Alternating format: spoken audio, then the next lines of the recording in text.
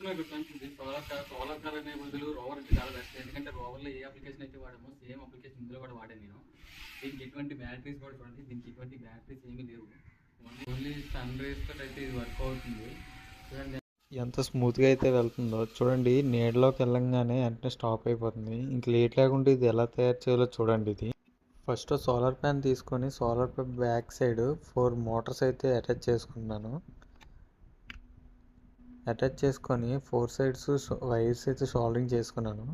ఇప్పుడు డైరెక్ట్గా మనం సోలార్ ప్యాన్ నుంచి వచ్చిన వైర్స్ని ప్యారలల్గా కనెక్ట్ చేసుకోవాలి. అంటే ప్లస్ ఆర్ మైనస్ చెక్ చేసుకొని అన్ని మోటార్స్ ఒకే సైడ్ తిరిగేటట్లు ప్యారలల్ కనెక్షన్ చేయాలి. సిరీస్ కనెక్షన్ చేసుకోకూడదు. ప్యారలల్ కనెక్షన్ చేసుకొని టైర్స్ అయితే అటాచ్ చేసుకుంటే ఇంక మన కార్ అయితే రెడీ. ఎండ్లోకి వెళ్ళిన కార్ అయితే రన్ అవుతుంది చూడండి. Thank you guys, thank you for watching my videos. Please like, share and subscribe.